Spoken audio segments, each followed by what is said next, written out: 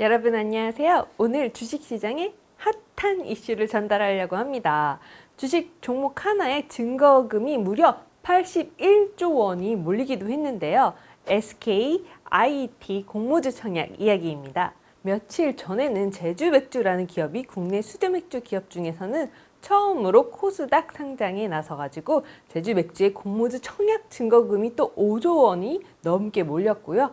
청약 경쟁률은 대략 1741,8대 1이었다고 합니다. 어마어마하죠. 작년부터 이어진 주식시장이 쭉 상승세를 타다가 최근에는 대형주 투자 외에도 이렇게 신규 종목이 주식시장에 딱 나오는 거, IPO, 신규 상장 종목들에 대한 투자자의 관심이 작년부터 쭉 이어지고 쏟아지고 있습니다. 다들 하는 이 공모주 청약 도대체 어떻게 하는 거냐 쉽게 설명을 해달라 하시는 분들을 위해서 오늘 간단하게 정리해봤습니다. 특히 올해는 작년보다 일반 개미 투자자들에게 더 좋은 환경이 되었는데요.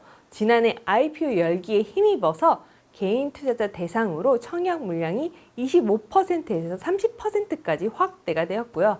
이 중 절반 이상을 자금 규모와 상관없이 균등하게 배분하도록 제도를 개편하면서 공모주 투자 열기는 더욱 뜨거워졌습니다. 올해부터는 지난해 말에 개인 투자자 배정분 25%에 더해 우리 사주조합 물량 중 미달이 발생할 경우 최대 5%까지 일반 투자자에게 배정할 수 있게 되었는데요.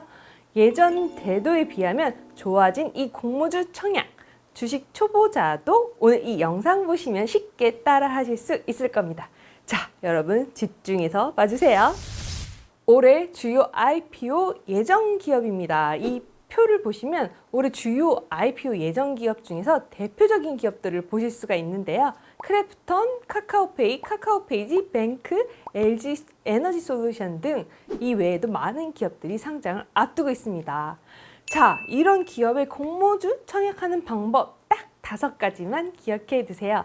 첫째, 공모에 대한 기본 개념을 이해하는 것이고요. 둘째, 공모주 일정 확인과 계좌를 개설하는 것입니다. 세 번째, 청약 증거금 입금하는 것이고요. 네 번째는 청약 신청하는 것, 마지막으로 5번째는 환불금을 정산하는 것입니다. 자, 처음부터 자세히 살펴볼까요? 첫 번째는 공모의 기본 개념을 이해하는 것인데요. 워런 버핏이나 피터 린치 외에도 주식의 대가들이 공통적으로 말하는 것, 자신이 잘 아는 것에 투자하라고 합니다. 대체 공모주 청약이 뭐길래 사람들이 이렇게 많은 관심을 보이고 있는 걸까요? 간략한 개념을 잠깐 짚어봅시다. 사전적 의미로는 공모는 새로 발생한 주식, 공사채 등 유가증권의 인수를 널리 일반인에게 모집하는 것을 말하는데요. 청약이란 투자자가 공개된 기업의 주식을 사겠다고 신청하는 것이며 기업 공개 후에 이 청약 사실에 따라서 기업이 주식을 나누어 주는 것을 배정이라고 합니다. 그러니까 공모주 청약이란 신제품 출시 전 사전 예약과 비슷한 형태라고 할 수 있겠는데요. 기업이 공개를 통해서 증권시장에 상장을 앞두고 있는 경우 일반 투자자들에게 이를 공개하고 상장 후에 투자자들에게 주식을 나누어 주는 것을 말하는 겁니다.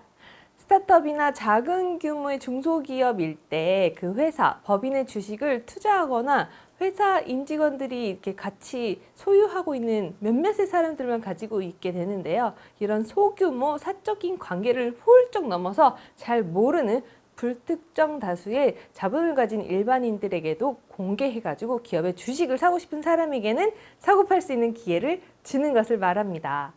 자, 이제 개념을 이해했으면 실전으로 바로 들어가 볼까요? 두 번째는 공모주 일정 확인과 계좌 개설하는 것입니다. 공모주 청약을 하려면 일단 일정부터 알아둬야겠죠. 공모주 일정은 한국거래소, 38커뮤니케이션, IPO 스탁 등에서도 확인하실 수 있습니다. 이 외에도 네이버 금융, 다트에서도 확인이 가능한데요. 사용하기 편한 사이트를 주로 봐주시면 되겠죠. 이 웹사이트 정보는 제가 설명란에 넣어둘게요. 그래서 필요하신 분들은 클릭해서 바로 들어가실 수 있게 하겠습니다. 네이버 금융에서는 국내 증시 탭에 들어가서 왼쪽 하단에 IPO를 클릭하면 상장하는 기업들이 쫙 뜨고 공모가, 기업 업종 등의 주요 정보와 오른쪽에 보시면 PDF로 투자 정보에 관한 자료도 받아보실 수가 있습니다. 이후에 공모주 청약은 공모주 주관사를 통해서만 가능하기 때문에요. 먼저 공모주 주관사가 도대체 어디인지 반드시 확인하고 만약 주관사에 증권 계좌가 없다면 계좌 개설이 필요할지도 모릅니다. 주관사는 우리가 쓰는 증권사를 말해요. 미래에셋, NH투자증권, 한국투자증권 등등이 해당되는데요. 여러분이 가지고 있는 증권사 계좌 한번 확인해 보시면 되겠죠? 만약에 없으시다면 증권사에 따라 계좌 개설 당일에는 청약이 불가능한 경우도 있기 때문에 공모일 전날까지는 계좌를 미리 개설해 두는 것이 좋습니다. 주관사마다 발행하는 물량도 다르기 때문에 그것도 체크하시고요. 본인이 가지고 있는 계좌와 일치하는지도 확인하셔야겠습니다. 세 번째로는 청약 증거금을 입금하는 것입니다. 다음으로 공모주 청약을 위해서는 미리 청약 증거금을 넣어두어야 하는데요. 청약 증거금은 청약을 위해 계약금 형태로 내는 돈을 말하는데요.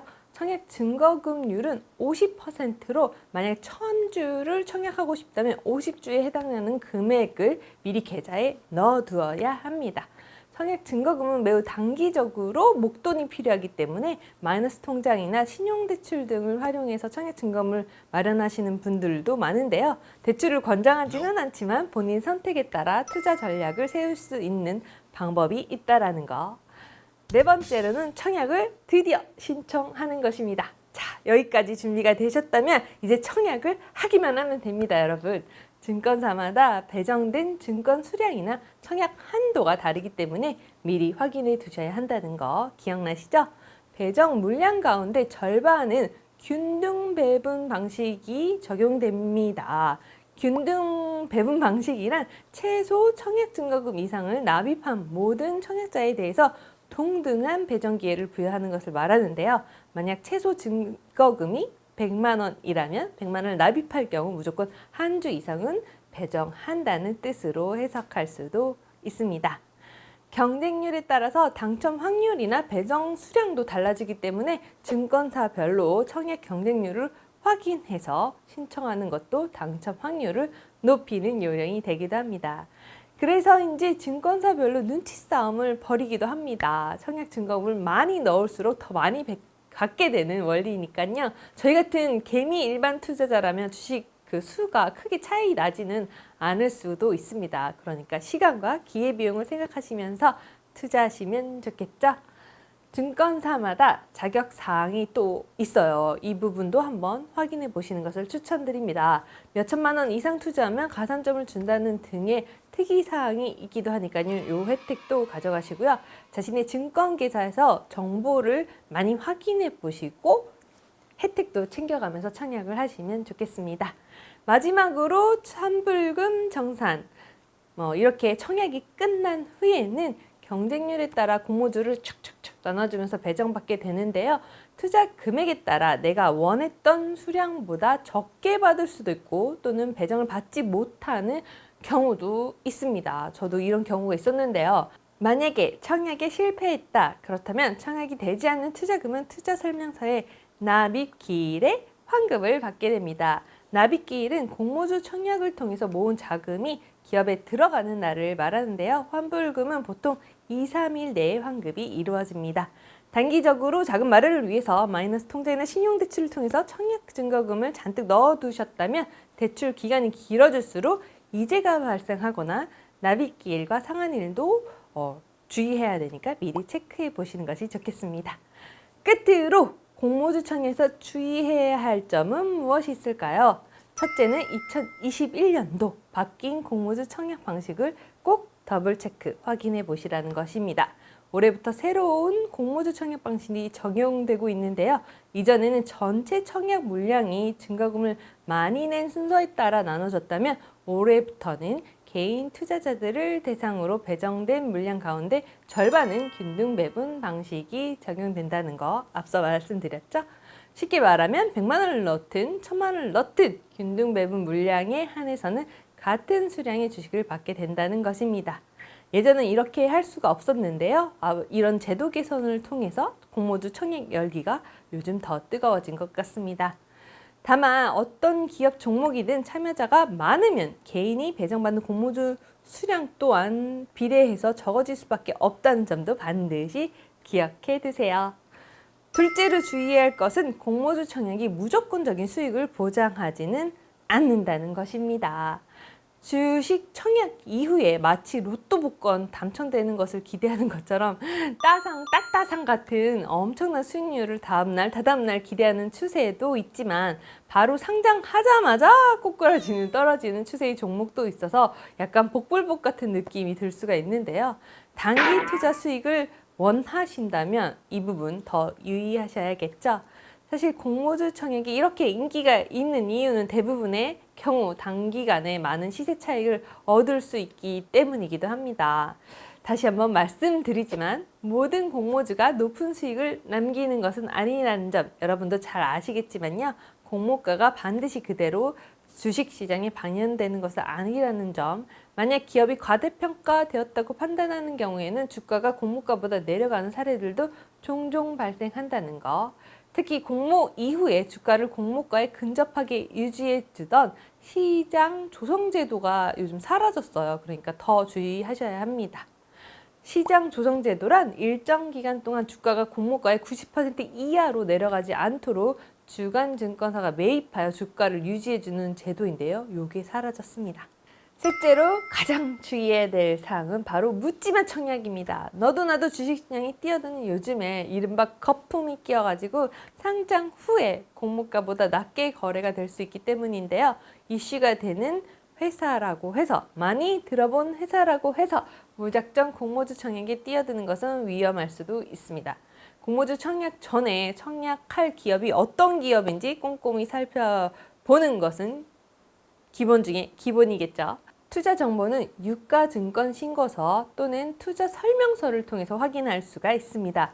유가증권신고서는 기업이 공모주 청약을 실시하기 전에 금융당국으로부터 심사를 받기 위해 준비하는 서류로 금융감독원 전자공시 시스템에서 확인할 수 있으면서, 또 투자설명서는 공모주 청약을 투자자들에게 권유하기 위해 만든 서류입니다. 투자 설명서를 볼 때 가장 주목해야 할 부분은 핵심 투자 위험이라는 파트인데요. 핵심 투자 위험에는 투자자가 손해를 볼 수 있는 경우에 대해서도 설명이 되어 있으니까요. 이 부분도 꼼꼼히 읽어본 후에 투자를 가치가 있다고 판단이 되면 그때 공모주 청약을 실행해도 늦지 않겠죠. 앞으로도 굵직굵직한 공모주들이 투자자의 청약을 기다리고 있습니다. 오늘 영상 따라하면 공모주 청약하기 어렵지 않으시겠죠? 관심 있는 기업이 있다면 이번 기회에 한번 도전해 보시는 건 어떨까요? 단, 공부할 수 있는 모든 자료는 미리 공부하시고 신중한 의사 판단하셔야 된다는 거, 선택은 전적으로 여러분의 몫입니다. 오늘의 영상은 여기까지입니다. 참, 국내 주식 양도세 관련 논란에 관한 정보도 간략한 영상으로 두었으니까요. 국내 주식 투자자라면 한번 이 영상도 살펴봐 주시기 바랍니다. 오늘도 조금이라도 도움이 되셨다면 구독과 좋아요, 알림 설정 잊지 마시고요. 지적이고 행복한 하루 보내세요. 감사합니다. 안녕.